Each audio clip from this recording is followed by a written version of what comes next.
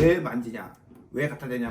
방금 지하철을 내린 거냐? 어디서 탔냐? 경찰서에서 성추행으로 조사를 받아야 된다. 출석을 해야 된다. 이렇게.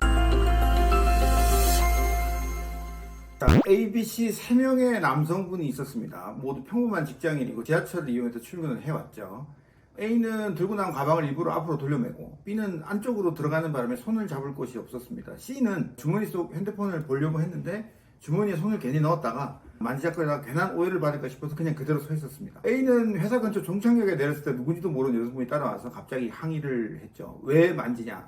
왜 갖다 대냐? 뭐 이런 식으로. B는 종착역에 내려서 회사로 걷고 있는데 어떤 남성분이 뒤쫓아와서 혹시 방금 지하철을 내린 거냐? 어디서 탔냐? 뭐 이런 걸 묻습니다. 누가 성추행으로 신고를 했는데 동행해줘야 된다고 말을 하죠.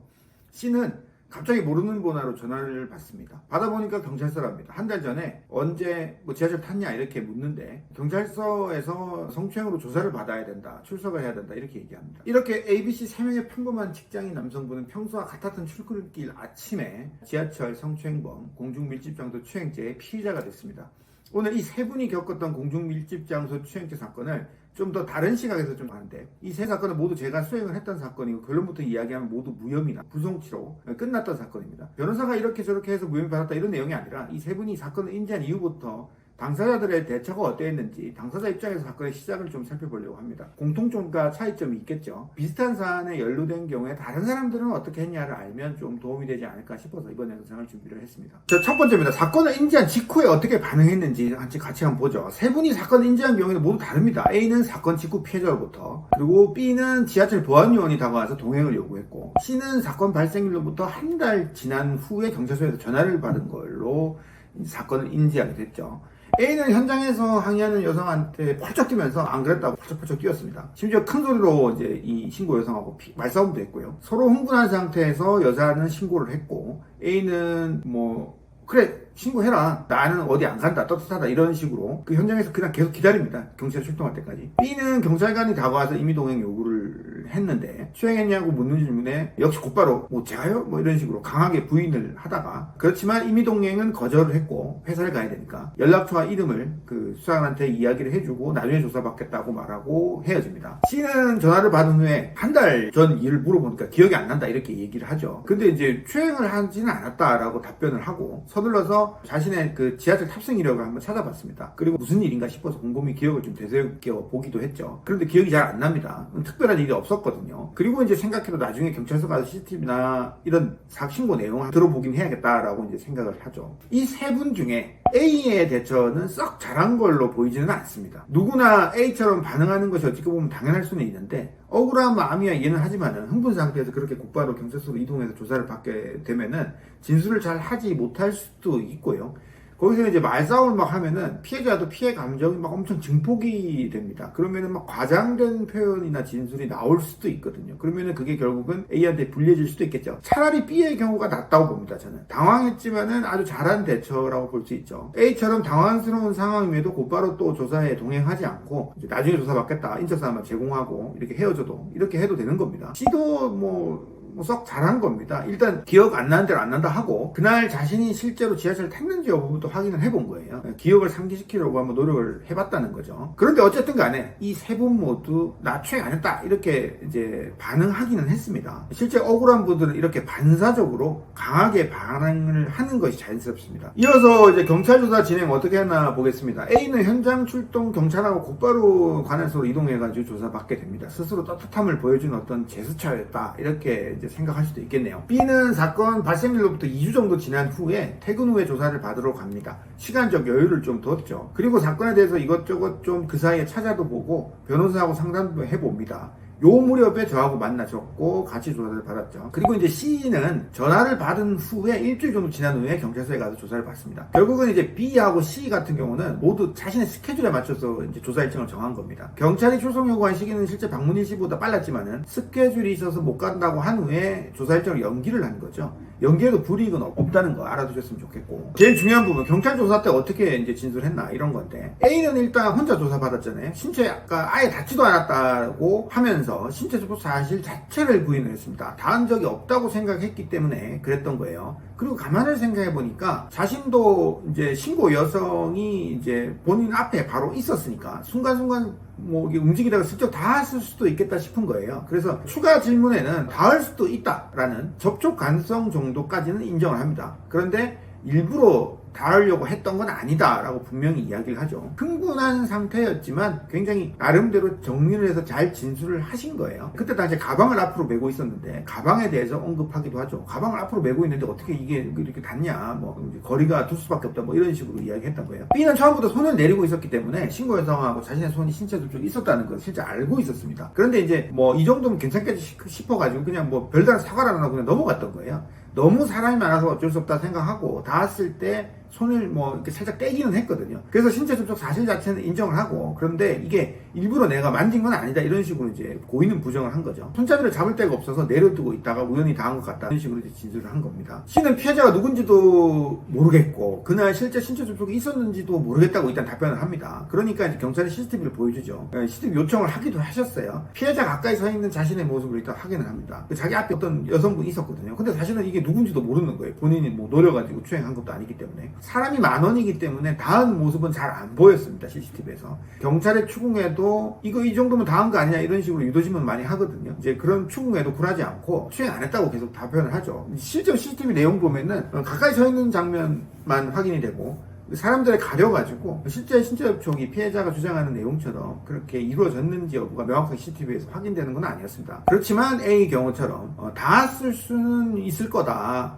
움직이고 흔들리고 사람이 많고 그러니까 다만 일부러는 그러지 않았을 거다 이런 식으로 진술을 이제 할 수밖에 없었습니다. 여기서 보면 일단 신체 접촉 가능성도 부인하는 거는 이 만원인 지하철 내에서 자연스럽지는 못해 보입니다. 일단 일상적이고 가벼운 신체 접촉은 이런 만원 지하철에서 있게 마련이고, 그러니까 의도치 않더라도 닿을 수 있다는 것이 합리적인 추론이죠. 물론 신고 여성이 과장되게 이야기하는 경우가 있을 수 있는데 그 경우에는 닿았다 해도 살짝 닿았겠지 그 정도로 닿을 수 없다는 취지로 이야기를 잘 하긴 해야 됩니다. 그런데 이 세 분도 공통적으로 주장한 것이 있죠. 바로 CCTV를 봐달라고 계속 요구를 했던 거예요. 본인도 궁금하기도 하고 또 경찰이 꼭 봐줬으면 하는 마음이 큰 거죠. 그런 취지에서 CCTV 계속 보자 이렇게 한 겁니다. 만약 그 CCTV 장면이 있다면 분명 자기한테 유리하다고 생각했기 때문에 그런 식으로 강하게 어필을 할 수 있었을 것 같습니다. 역시 억울하다면 응당 나올 수 있는 반응처럼 보이죠. 차이 나는 부분은 이 합의 의사가 있는지 이제 조사 받을 때 이제 물어보는데 A하고 C는 이런지 합의를 거절했고요. B는 사죄 의사를 표시를 했습니다. 미안하다. 다한 거 불쾌했다면 사과하고 싶다. 사과를 바로 했어야 되는데 이런 취지였어요. A는 여성이 자신을 무고한다고까지 진술하기도 했어요. 뭐 강성이죠 좀 A분도.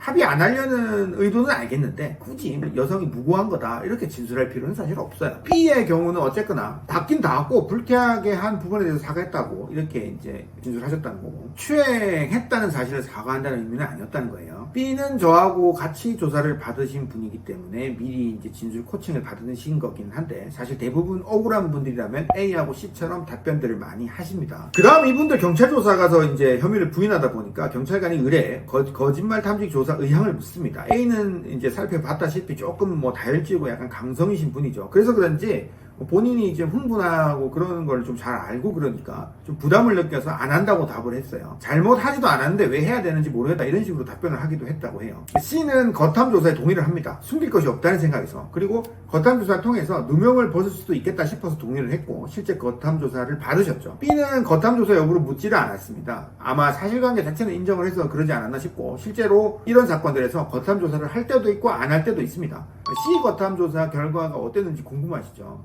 조금 이따 좀 보시고요. 그러면 이 경찰 조사를 마친 이 A, B, C 세 분 무엇을 했을까? 경찰 조사 하고 난 다음에 한 행동 어떤 게 있는지 비슷한 상황이라면 사실 뭐 나는 뭘 해야 될지 모르는 게 당연합니다. 그런 상태에서 이분들은 무엇을 했나 보면 일단 A는 조사받고 나서 며칠이 지나서부터 걱정이 되기 시작했어요. 나는 분명 억울하니까 알아서 잘 해결되겠지 싶다가도 이렇게 넉넉고 있어도 되는 건가 싶죠. 그때쯤 경찰서에서 교통카드 사용 내역 제출해달라고 한 것이 기억이 나가지고 사건 당일 탑승 이력 캡처해가지고 수사관한테 문자도 보내주고 그랬습니다. 그런 후에 이제 이제 인터넷으로 이것저것 좀 찾아보기 시작했죠. 그리고 이제 변호사 상담도 하기 시작하고 이분이 이제 1차 조사 이후에 이때쯤 저를 만나신 겁니다. B 경우에는 사죄 의사를 이미 경찰서에서 밝힌 만큼 우선 변호사를 통해서 합의 노력을 합니다. 피해자 측이나 수사기관에게도 합의 의미가 혐의를 인정하는 취지는 아니라는 뜻을 분명히 해두면서 사죄를 했어요. 처음에 이 신고 여성은 사죄 의미를 잘 받아들이지 못했었어요. 그런데 결과적으로 어쨌든 간에 뭐 경찰 단계에서 합의가 원만히 이루어졌습니다. 합의금도 실제 혐의가 인정이 되는 그런 범행한 경우보다는 좀 적은 수준이었어요. 그리고 진술 내용을 뒷받침할 만한 자료들도 정리해서 변호사를 통해서 제출을 합니다. C는 어떻게 했을까요? C는 아무것도 안 했습니다. 거기서 조사받고 나와서 뭐 안 했다고 하면 되겠지, 뭐 잘 끝나겠지 이렇게 생각하고 처음부터 이제 그렇게 생각하고 조사를 이제 마친 거였거든요. 그래서 이제 다 끝났겠다 싶어서 일상으로 돌아가서 열심히 일도 하시고 그랬습니다. 그러다가 한 달쯤 지난 후에 이제 거짓말 탐지기 조사하러 와라 이렇게 해갖고 또 다녀오시기도 했죠. 그리고 또 잊고 살다가 다시 한 달쯤 있다 갑자기 혐의 인정되어서 검찰로 송치되었다는 문자를 받습니다. 깜짝 놀랐죠. 경찰한테 전화를 한 거예요. 왜 송치하냐고 묻기 위해서. 거짓말 탐지기 조사 결과가 거짓말로 나왔다는 걸 뒤늦게 이제 알게 됩니다. 갑자기 겁이 나기 시작하죠. 이래서는 안 되겠다, 이거 큰일 나겠다 싶어서 이제 걱정하기 시작합니다. 이런 분들이 실제로 굉장히 많습니다. C처럼 이렇게 대응하시는 분이요. 조사 한번 받고 나서 그건 잊고 살다 갑자기 송치됐다는 문자 받고 이러는 거예요. C에 대처 그렇게 썩 좋은 편은 아닌 것 같습니다. 미리미리 좀 알아보시고 내 주장이 받아들여지지 않을 가능성에 대해서도 좀 대비를 하셨으면 좋지 않았을까 싶긴 하거든요. 어쨌든 이때부터 송치된 이후부터 부랴부랴 뭐 알아보고 변호사하고 상담하기 시작했고, C는 이 무렵에 저를 만나셨습니다. 이 세 분 공통적으로 경찰 조사를 받기 전 또는 직후에 했으면 더 좋았을 것이 바로 정보공개 청구입니다. 고소장이나 사건 사고 사실 확인원 내지는 CCTV 같은 것들 정보공개 청구를 하면 신고 여성의 주장 요지를 알 수가 있는데, 비록 조사 전에 명확하게 파악하지 못했다 하더라도 나중에 그 내용을 정보공개 청구하는 것이 좋죠.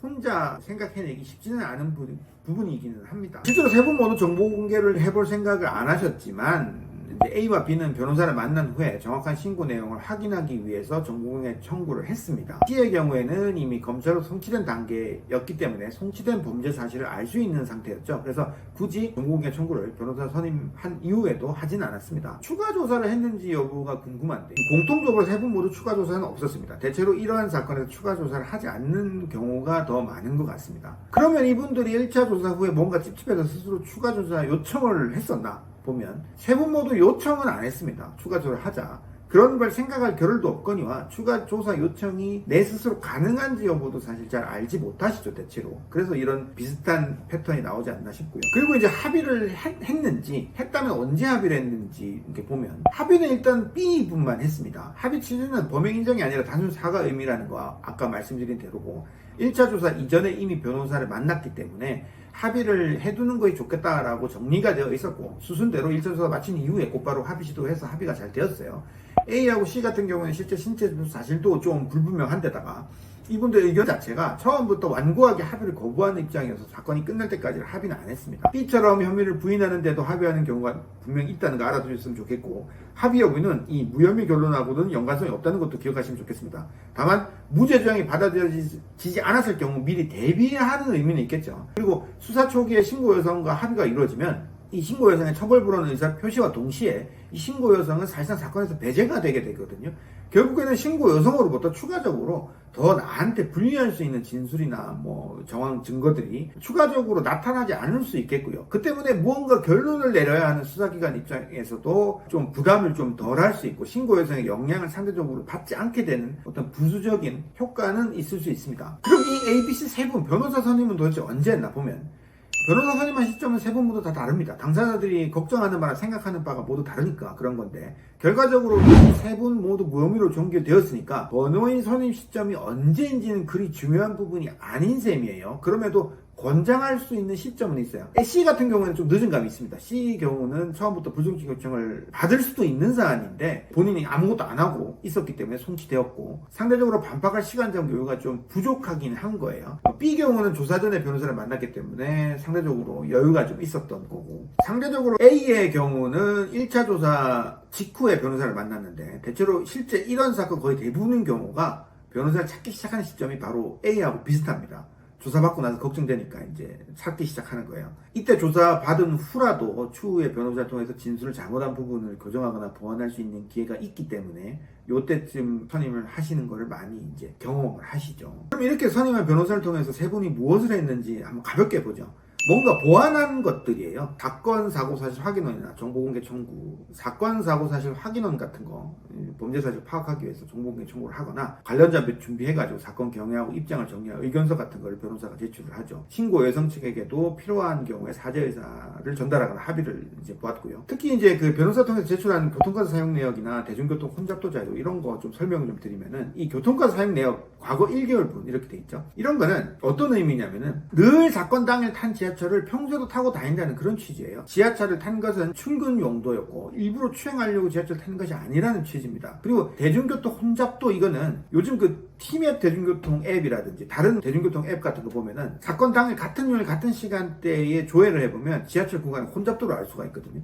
당시 그런 자료를 통해서 상당히 지하철 내부가 복잡했다. 그래서 의도치 않더라도 신체 접촉이 있을 수 있다는 취지에서 제출을 하는 겁니다. 결국 주장 내용을 정황상 뒷받침하는 역할이죠. 이건 변호사 없더라도 당사자들이 직접 제출할 수 있는 것이지만은 이러한 것들을 생각해내는 것이 좀 어려웠을 뿐인 겁니다. 변호사 없어도 직접 할 수 있으면 좋겠죠. A는 가방을 메고 있었다 했잖아요. 정황상 A의 신체 부위보다는 가방이 먼저 여성에게 닿았을 가능성이 있어 보여서 당시 메고 있던 가방 안에 평소하고 비슷한 짐을 넣고 찍은 사진과 그걸 맨 A의 모습을 촬영해서 제출도 했습니다. 피해자의 신장이라든지 그 다음에 가해자, 그러니까 A의 신장 같은 것도 비교해가지고 좀 제출하기도 하고요. 변호인 없더라도 본인 상황에 맞춰서 도움될 만한 자료들이 있다면 생각을 좀 해보시고 이런 식으로 경찰 조사를 받은 이후에도 제출하셔야 돼요. 그리고 아까 세 분들 공통적으로 스스로 먼저 CCTV를 좀 보여달라 이런 요청을 했다고 했잖아요. 이분들이 사건이 생긴 후에 대처한 모습들은 아니지만 이분들이 사건이 생긴 직후에 나타난 CCTV 속 모습들은 아니죠. 그런데 무혐의 처분을 받으셨던 이 세 분들이 사건 당시 CCTV 속 모습이 어땠는지를 좀 살펴보는 것은 좀 의미가 있을 겁니다. 공통점을 일단 6가지 정도 정리를 해봤는데, 일단 평소하고 전혀 다르지 않은 지하철 탑승 패턴이었다는 거예요. 똑같은 경로, 유사한 탑승 패턴, 유사한 시각, 동일한 시각 이랬다는 거고, 실제 전동차 내부 모습은 사람도 꽉 차 있는 것을 CCTV로 확인할 수가 있었어요. 실제로 어느 구간을 지날 때는 사람들이 흔들리는 모습도 있었고, 여지없이 피해자, 그러니까 신고 여성하고 붙어있는 모습을 세 분 다 확인할 수는 있었어요. 그러니까 전혀 마주치지 않은 여성들이 신고한 것은 아니라는 뜻이죠. 그렇지만 해당 여성들을 이분들이 따라다니거나 일부러 가까이 다가가려는 듯한 모습은 없었어요. 물론 뭐 해석의 여지가 있을 수는 있습니다. 중요한 부분은 이 세 분들 모두 다 공통적으로 바로선 자세 쭉 이동을 계속했어요. 뭔가 구부정하거나 자세나 팔이라든지 손을 크게 움직이는 듯한 그런 모습들은 없었고, 여성을 쳐다보거나 응시하지도 않았어요. 그리고 여성 이외에 다른 승객이 여성과 이 세 분을 바라보고 서 있는 경우가 있을 수 있잖아요. 그쪽을 향해서 그런 시선이나 주변을 의식하는 행동도 하지 않았어요. 주변을 의식하는지 여부, 이 부분이 실무상 검사가 주목하는 포인트이기도 합니다. 그리고 소극적이나마 여성과 다른 사람들과 뭔가 닿지 않으려는 듯한 제스처를 하는 것 같이 보이는 그런 부분도 있고, A는 가방을 일부러 이제 매기도 하고, 전동차가 흔들려서 사람들이랑 막 가까이 다가가게 되는 그런 경우에도 반사적으로 이를 피하는 듯한 제스처나 행동을 슬쩍슬쩍 보이는 경우도 일부 확인할 수 있었어요. 이런 건 CCTV 보면서 본인이 꼭 집어서 이제 부연 설명을 하면서 지적해 줘야 되는 부분들인 겁니다. 그냥 수사기관에서 알아서 잘 판단해 주겠지, 해석해 주겠지 이렇게 생각하시면 안 되는 거예요. 그렇지만 이 주의할 부분은, 보통 사람들이 생각하기에 이 추행하는 장면이 직접 확인이 안 되면 무죄 받는 거 아니냐 이렇게 생각들 하시는데, 이걸 동시에 바꿔서 말하면은 추행을 안 했다는 것도 명확하게 확인이 안 된다는 거예요. 여성이 가까이 있었다는 점은 확인할 수가 있으니까 여성 신고 내용을 바탕으로 신체 접촉이 있었을 가능성은 의심이 되는 겁니다. 그래서 보는 시각에 따라서 충분히 오해를 받을 수도 있다는 것이니까, 그런 특징이 바로 CCTV라는 겁니다. 이 사건들 공통적인 패턴이에요. 특징이고. 자, 마지막으로 이 사건이 끝나기까지 이 추행범으로 몰렸던 이 세 분들의 대체 공통점 몇 가지만 정리를 해보고 마무리를 하겠습니다. 나중에 내가 이런 일을 당하면, 이런 일이 이미 연루가 된 경우에는 나는 그렇게 했었나 이렇게 비교해봐도 좋을 것 같습니다. 일단 무혐의를 받았던 이 세 분의 공통점, 일단 처음부터 그 부인했어요. 심지어 싸우기도 했죠. 수사 절차에는 협조를 잘 하셨습니다. 순순히 응하고 연락 잘 받고, 그리고 적어도 만원 전동차 내에서 신체 접촉 가능성에 관해서는 다들 수긍을 하셨어요. 근데 이제 일부러 그러진 않았다는 취지를 분명히 해두신 거고, 사건 당일이나 과거의 탑승 이력을 확인하셨던 공통점도 있습니다. 이거를 또 자료화해서 제출하기도 했고, 그리고 뭔가 떳떳한 입장이었기 때문에 CCTV를 확인하고 실제 그거를 확인해서 그 내용이나 이런 것들을 조사 과정에서 이제 지켜보고 본인의 행동의 특징이라든지 이런 것들을 구현을 하려고 노력했다는 이런 공통점이 있습니다. 여기까지 하겠습니다.